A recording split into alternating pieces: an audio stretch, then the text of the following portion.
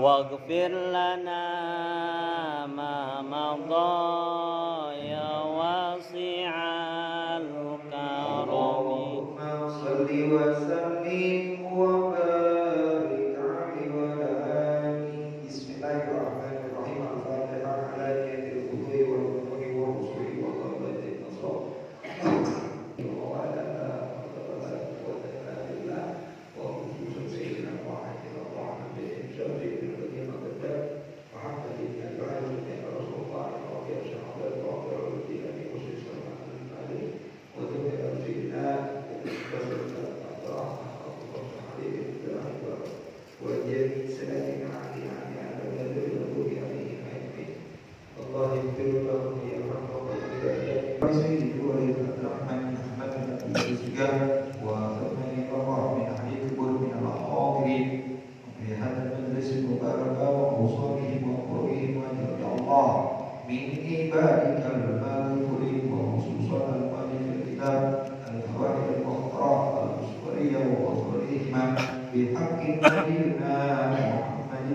صلى الله عليه وسلم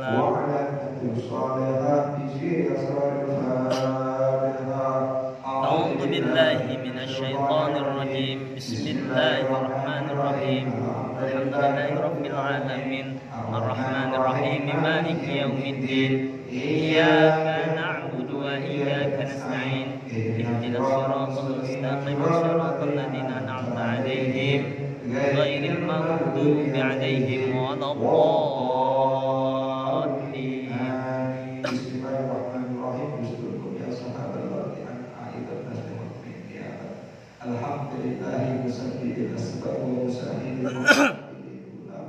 Wassalatu wassalam ala sayyidina wa maulana Muhammadin al-ajjad wal ahbab wa ala alihi wa sahbihi alladhina tabi'u syari'atan nabi sallallahu alaihi wasallam bila syakkin wa la zannin wa la hammin wa la riyab amma ba'd. Maka kata Allah Ta'ala fi kitabihil karim wa huwa asdaqul qa'ilin a'udzu billahi minasyaitonir rajim annal hasanati yudhibna sayyi'at. Sadaqallahul azim wa sadaqa rasuluhun nabiyul habibul karim wa nahnu ala dzalika minasyahidin wa syahidin walhamdulillahi rabbil alamin. Alhamdulillah segala puji bagi Allah Ta'ala yang hari ini telah melaksanakan kembali ibadah yang fardu berjamaah di masjid yang kita cintai, di masjid yang mulia ini, di masjid Jami'at Taqwa. Mudah-mudahan ibadah kita hari ini diterima oleh Allah Subhanahu wa Ta'ala dan diberikan keridhaan Allah Subhanahu wa Ta'ala. Salawat salam tercurah kehadiran kita junjungan kita Nabi Muhammad sallallahu alaihi wasallam pada keluarga sahabat insyaallah kita selaku umatnya yang senantiasa berusaha nafa'ah mengikuti jalan dan sunnah-sunnahnya hingga yaumil qiyamah. Alhamdulillah hari ini dimulai kembali majelis taklim wal mudzakarah tentang kita menuntut ilmu dengan kita mudzakarah mengingat-ingatkan kebaikan. Mudah-mudahan kebaikan yang kita jalankan, yang kita laksanakan menghapus semua aneka keburukan yang ada di dalam diri kita. Amin. Yang apa pernah kita lakukan di dalam kehidupan kita keseharian. Sebagaimana yang tadi disebutkan di dalam Al-Quran, innal hasanati, sesungguhnya kebaikan-kebaikan yang kita perbuat, baik itu sholat, baik itu sunnah yang lain yang kita laksanakan dalam keseharian, di hablum minallah, di khusus di hablum minannas, itu mengikis daripada kita punya kesalahan sedikit demi sedikit.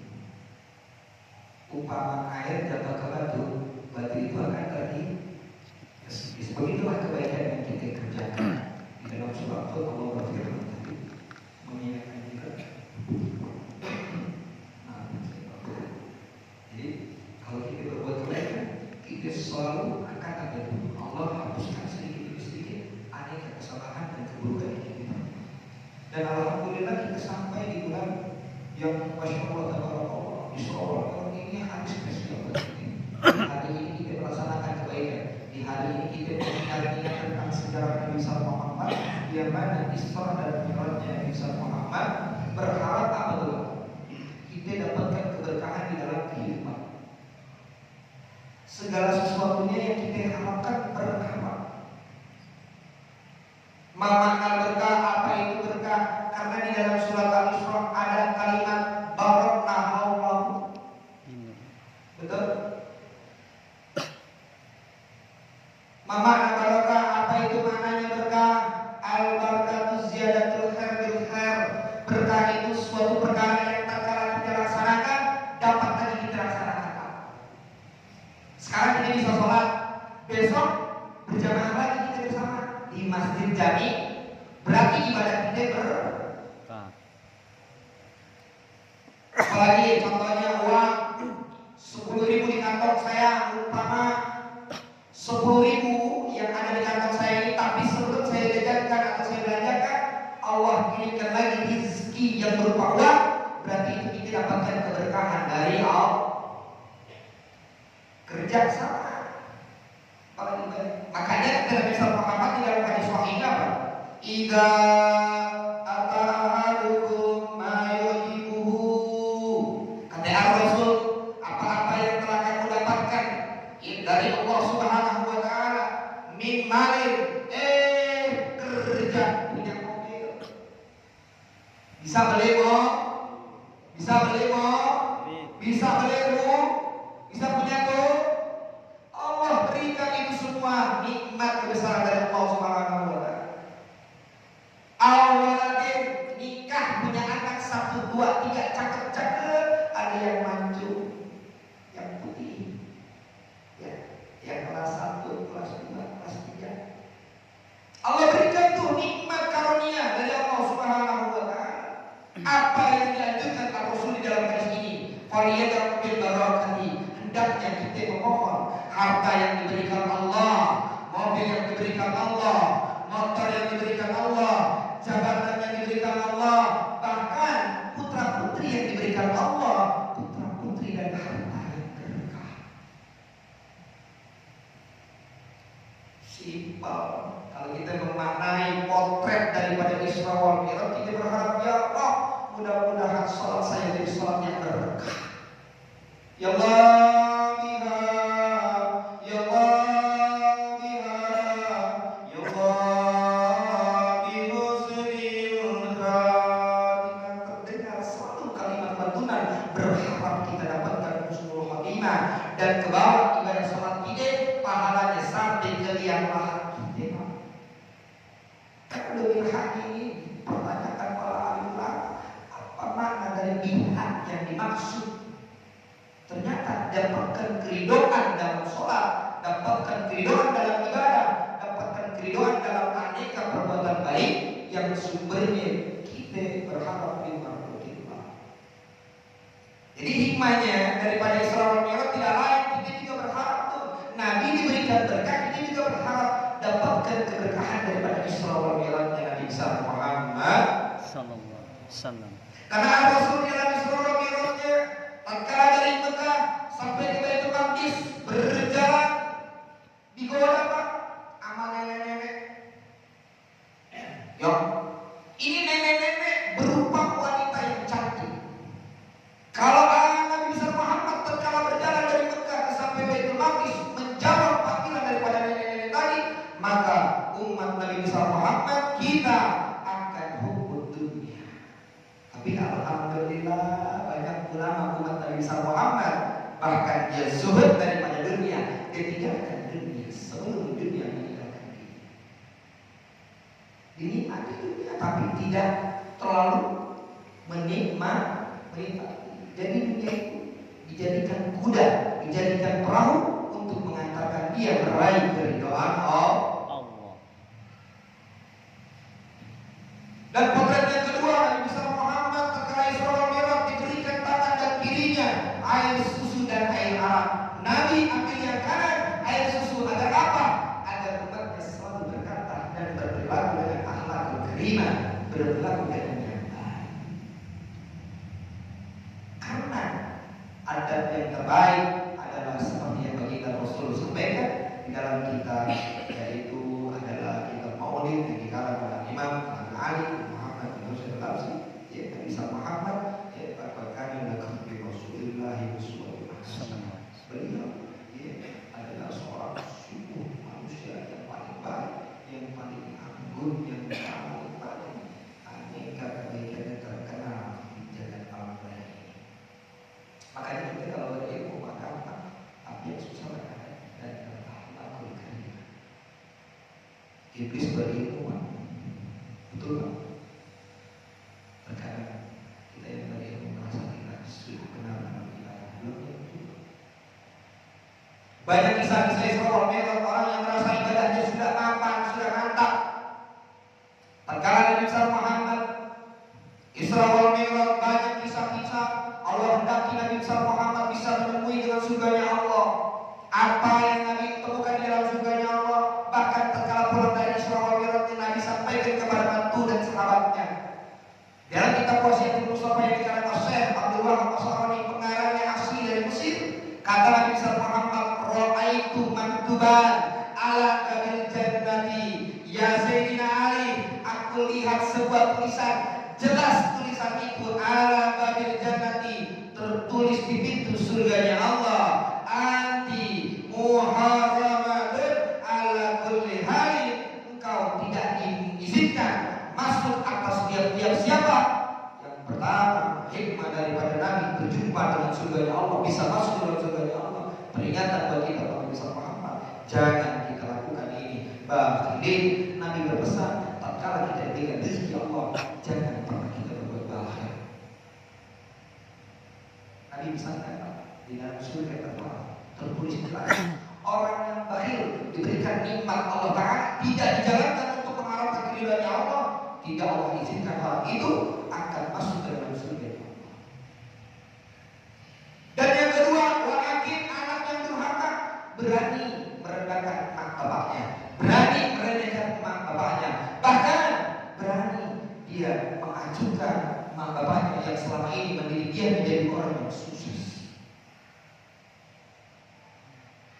Tertulis jelas ini hikmah di dalam Isra wal Mi'raj kita yang kita dapatkan. Kita bisa ambil apa makna daripada Isra wal Mi'raj. Mudah-mudahan dengan hikmah Isra wal Mi'raj ini kita semuanya dapatkan taufik dan hidayah. Allah memberikan kita bisa berzikir. Amin. Dan yang ketiga, orang yang tidak Allah izinkan, jelas tertulis dalam pintu surganya Allah, anti muharramatun, kau diharamkan ala kulli bakhilin. Yang pertama orang yang bakhil, yang kedua orang yang durhaka terhadap mak bapaknya, berani merendahkan orang tuanya, berani meremehkan orang tuanya, guru mertua yang menikahkannya dan guru yang mendidiknya sampai dia berhasil paham, dibukakan foto wal roh, bisa tadabburi Al-Qur'an, bisa mengamalkan Al-Qur'an, berkah sang kursi tadi yang membuka mata batinnya, seorang murid tadi jadi ulama besar. Dan yang ketiga, wa namani, kalau kita perbuat di dalam kehidupan kita, kita selalu dibahin orang, kita selalu adu domba orang, jangan harap ibadah sholat tadi kita diterima Allah Subhanahu wa Ta'ala. Jangan harap puasa yang kita jalankan ada nilai pahalanya. Jangan harap sedekah yang kita keluarkan ada pahalanya. Kenapa? Tadi orang yang namanya sering lalu bikin rusuh, bikin rusuh. Kalau kata orang Betawi bilang, apa itu? Gara-gara dia kacau semua urusan, nggak ikut aja, nggak sampai apa-apa. Subhanallah, ini orang kita bisa Muhammad tidak Allah izinkan masuk ke dalam surganya Allah. Hikmah daripada Isra wal Mi'raj Nabi Muhammad, keutamaan yang diberikan hadiah Rasulullah Subhanahu wa Ta'ala. Nabi Muhammad diberikan hadiah oleh Allah Subhanahu wa Ta'ala. Di dalam kitab Al-Fawaidul Muhtarar yang saya baca di depan ini, utia Rasulullah sallallahu alaihi wasallam Lailatul Mi'raj salatan. Tatkala Nabi Isra wal Mi'raj, Nabi diberikan 3 perkara. Apa itu? Utia shalawatillah khamas. Allah berikan Nabi hadiah sholat fardu yang 5 waktu. Dan yang kedua, wa utiya hawatima suratil Baqarah, akhir daripada ayat Al-Quran, yaitu adalah surah Al-Baqarah. Jadi surat Al-Baqarah menjadi penutup daripada mukjizat Nabi Muhammad sallallahu alaihi wasallam. Dan wa ghufira yang ketiga, tatkala Isra Mi'raj Nabi Muhammad, ada 3 poin yang kami dapatkan dari Allah Subhanahu wa taala. Wa ghufira liman lam yusrik billah min ummatihi. Allah akan ampunkan siapapun umatnya yang di hatinya tidak terbesit untuk musyrik, untuk menduakan Allah. Kita salat, maka jangan percaya mbah. Ini tauhid, Pak. Kita minum obat, maaf, gara-gara bodrek, pala saya sembuh. Ini tauhid kalimat, Pak. Alhamdulillah, sebab saya ke dokter, sebab saya ke bidan, Allah berikan obat, Allah berikan kita semua. Itu yang dipimpin oleh ulama tauhid, bukan karena bodreknya, karena segala sesuatunya yang ada sebab. Dan yang ketiga, Nabi Muhammad diberikan, yaitu adalah syai'an sesuatu al-muhimmat. Andai kata umat Nabi berbuat anyikan dosa yang paling berat, membunuh, berzina, durhaka, dan sebagainya, maaf, dosa-dosa yang kaliber,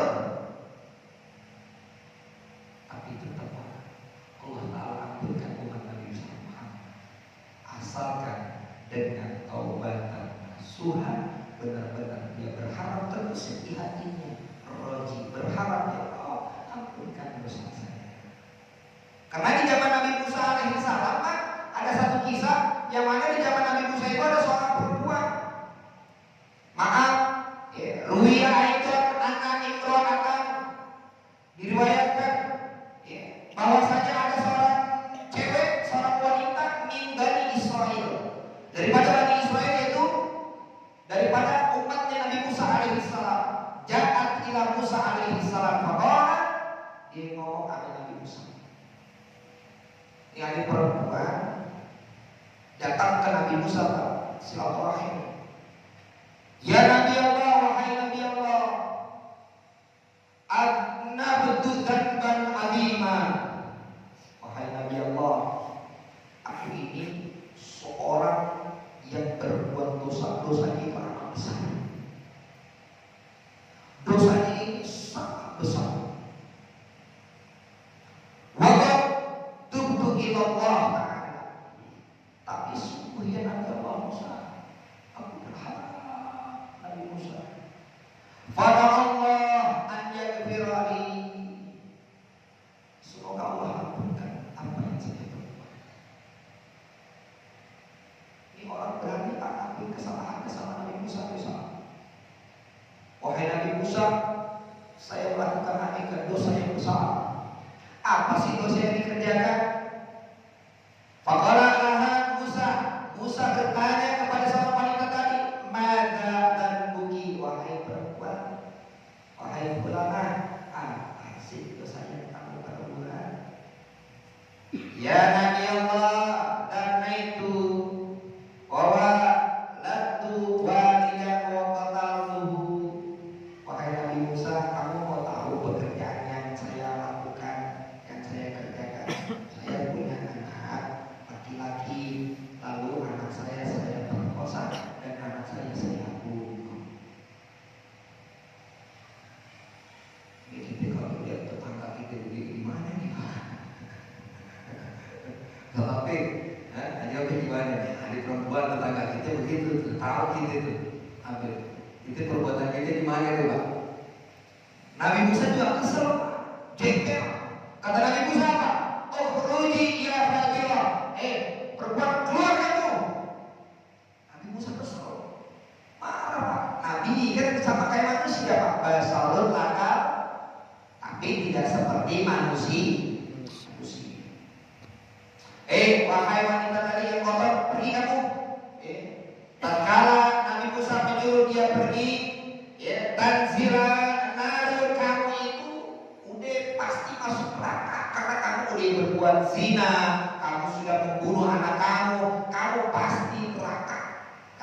Nabi Faturikuna bisumiki. Ini orang perempuan digigit gimana sih? Hati kita gimana? Pecah. Kita tolong sama saudara. Pecah hati kita. Faharat min indihi munkasirah, dengan hati yang begitu retaknya, berharap ada solusi jalan keluar dari Nabi Musa. Akhirnya dia keluar dengan hati yang sedih. Namun tidak berapa lama kemudian pada zira Jibril alaihissalam berkata, ya Musa, mereka Jibril nemuin Nabi Musa. Ya Musa, Ar-Rabbu Ta'ala yaqul laka, Allah berfirman kepadamu, lima radatta ta'iba. Ya Musa, Nabi Musa, ini perempuan sebelum minta taubat sama aku sudah ampunkan, karena niatnya tadi datang ke rumahmu untuk berharap ampunanku. Jadi hikmahnya apa? Ada orang minta maaf, kita maafin. Allah Azizan yang Maha Ghafur memaafkan hambanya yang berbuat dosa yang begitu dahsyatnya, membunuh anaknya dan menzinahi anaknya subhanallah. Lalu dosa apa siapa yang tidak bisa diampuni Allah Subhanahu wa taala? Ternyata dosa yang tidak dapatkan ampunan Subhanahu wa taala, man yadruku shalah amidan wa muta'ammidan, yang sengaja dia udah tahu kewajiban dia Allah Ta'ala sholat fardu berjamaah, kewajiban dia laksanakan 5 waktunya, tapi dia entengin, dia ringanin, bahkan disepelein, tidak dilaksanakan sama dia, digampang-gampangin. Itu dosa yang tidak Allah ampunkan, kata Nabi Muhammad. Berarti perbuatan aneh kabur kita yang dalam dunia masalah ampunan. Alhamdulillah, itulah kelebihan umat Nabi kita, Nabi besar Muhammad sallallahu alaihi wasallam. Dan hikmahnya Isra wal Mi'raj tentang sholat kita lebih bagus lagi, kita lebih hati-hati lagi dalam melaksanakan ibadah, lebih warok lagi, lebih menjaga lagi. Jangan pernah merasa kita habis sholat di masjid ini semua yang kita kumpul atas karunia taufik minallah kita, bukan semata-mata kita mampu. Kita bisa ibadah zuhur berjamaah, sholat Jumat berjamaah, bisa melaksanakan kerja, itu semata-mata taufik dari Allah Subhanahu wa taala. Kenapa? Wa man taufiqillahi illa billah. Tidaklah hataku seorang yang lemah bisa gerak badannya, bisa melangkah jiwa raganya, dia melaksanakan ibadah, itu semata-mata taufik yang diberikan dari Allah Ta'ala terhadap hambanya. Makanya kita mintanya juga, minta taufik dan hidayah. Berapa banyak orang dekat masjid gak datang ke masjid? Berapa banyak tetangga dekat ulama tidak bisa mengambil ilmunya para alim ulama? Kenapa? Ya karena tidak dapatkan taufik tadi, cuma dapatkan yang namanya hidayah. Kita mintanya juga biar dapatkan taufik dan hidayah. Kalau ini kita sudah sadari, kita lebih berhati-hati dalam ibadah. Kenapa? Kita berharap ibadah kita diterima, bukan hanya sekedar diterima. Karena ada orang yang sombong zaman Sayyidina Umar bin Khattab di dalam kitab Muskuriyah. Qala akhbarna an Zaid bin Aslam an Sayyidina Umar bin Khattab. Pada zaman sahabat Nabi ini ada seorang anna rajulan kana fil umanil madiyah yajtahidu bil ibadati. Ini orang semangat banget ibadahnya.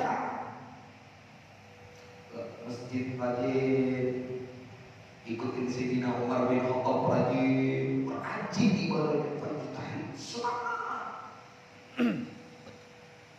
Tapi mana Usaddidi ala nafsihi wa yuqannitun nas min rahmatillah. Tapi dia merasa sombong dengan ibadahnya. Dengan gampangnya diputusin, ente gak sholat, ente gak sholat, ente gak puasa, dong.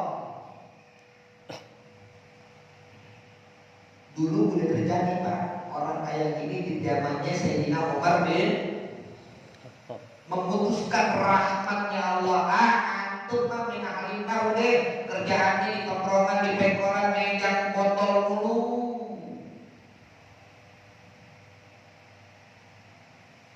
Kita pulang sholat ada tetangga kita begitu, jangan kata apa Pak, diam.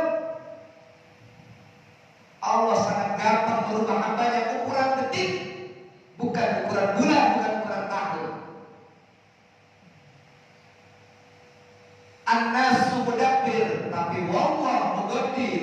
Inilah para aulia Allah menenangkan dirinya untuk selalu mawas diri. Kita bisa berencana, entar saya mau ngajar nih di masjid Jamiah Taqwa, belum tentu Allah takdirkan, betul.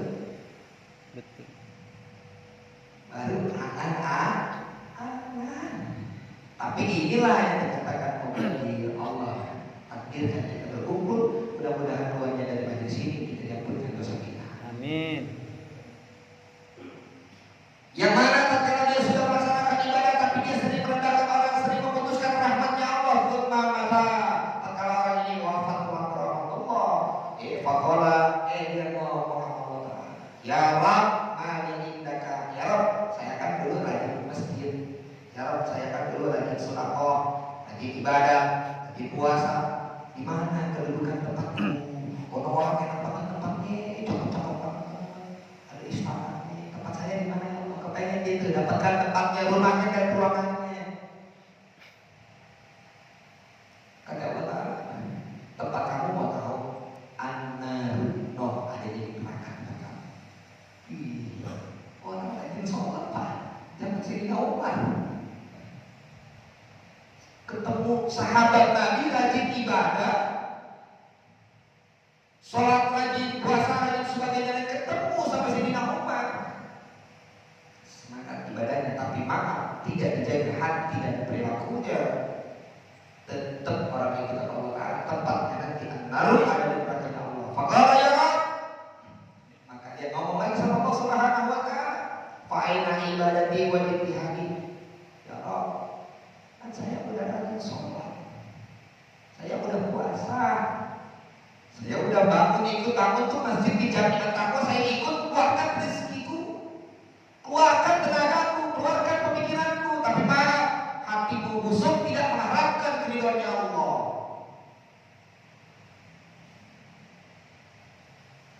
Itu terjadi Pak di zaman Sayyidina Umar bin Khattab. Berarti peringatan kita dalam Isra wal Mi'raj agar apa bagus ibadah sholat kita. Kita jaga tatkala kita Allahumma antas salam, benar-benar kita jaga Allahumma antas salam, bukan ya Allahumma lantas. Faqala innaka kuntu tuqannitun nas min rahmati fid dunya. Dulu engkau hidup di alam dunia, kau pernah remehkan hambaku, kau pernah putuskan rahmat hambaku. Maka Allah Subhanahu wa Ta'ala, fa'anna uqannituka al-yawm min rahmati, saatnya hari ini aku putuskan rahmatku kepadamu. Berarti adik tetangga itu kurang baik, itu doain aja pada hati. Semoga kita terjaga, ya, anak kita tidak seperti itu, tidak berbuat buruk. Ya Allah, pelihara diri saya, hati saya, mata saya, dan hikmahnya sholat. Kata Rasul, as-sholatu karrosi. Pak, tukang tanya, manusia kalau nggak ada kakinya hidup nggak? Hidup nggak Pak? Manusia nggak ada kakinya satu, dipotong amputasi, masih hidup nggak Pak? Hidup. Manusia kalau nggak ada tangannya masih hidup nggak Pak? Kalau dipotong diamputasi? Hidup. Manusia kalau nggak ada telinganya masih hidup nggak Pak? Kalau telinganya kena penyakit masih hidup? Kata Rasul, as-sholatu karrosi. Sholat itu diumpamakan bagaikan kepala. Numpang tanya manusia kalau nggak ada kepalanya kayak di kebun gimana Pak? Biasa. Berarti manusia itu mati atau hidup Pak? Mati. Begitupun kita beragama Islam, umat Nabi Muhammad, tapi di rumah kita, di keseharian kita tidak melaksanakan ibadah yang disenangi. Arwah Nabilah ya Zabir, kata Nabi Muhammad ketika dapatkan perintah sholat, kami senang, pahit. Jadi Nabi pertama kali ketemu Sayyidina pas Mi'rajnya Nabi SAW. Katakan Nabi, hari ini kami senang dapatkan perintah ibadah sholat. Makanya ibadah sholat ini kita senangi Pak. Kenapa? Kita nunduk dosa kita rontok, kita sujud dosa kita rontok, kita ruku, kita duduk tasawuf, baca kita baca, semuanya rontok. Kita punya dosa. Alhamdulillah. Paman-pamannya bisa mudah-mudahan katanya di berapa sekarang bisa. Iya, saya mohon maaf yang saya hormati orang tua kami semua, maafin kelupaan. Padahal saya lagi enak Pak, maafin orang tua kami, Bapak Ustaz Maman, Bapak Haji Taufik, Bapak DKM yang lama ataupun yang baru. DKM yang lama siapa Pak? Pak Herman. DKM baru saya belum kenal, salam hormat dari saya ya. Bapak Marianto Tomo, saya Roni Depok Pak. Alhamdulillah kemudian sehat selalu sukses dalam menjalankan apa yang menjadi panggilan Allah Subhanahu wa Ta'ala. Sama-sama kita berdoa, kita niatkan mengharapkan keridhaan Allah. 45 Hijriah, kita berharap sama Allah bimbing kita, Allah pelihara hati kita, Allah pelihara ibadah kita agar semakin meningkat kembali ibadah yang kita jalankan. Inna ahsanal kalam kalam Allah al-malikil mannan wa bi qawlihi ahmadil mu'malun. Wassalamualaikum warahmatullahi wabarakatuh. Waalaikumsalam warahmatullahi wabarakatuh.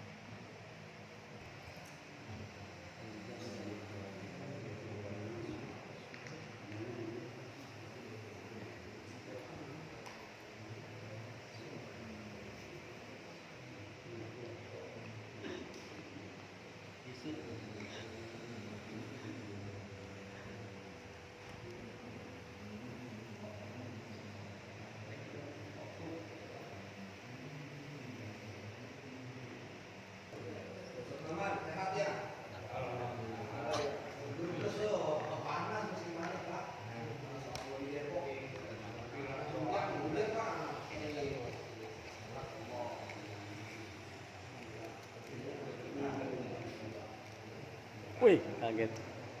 Jampang.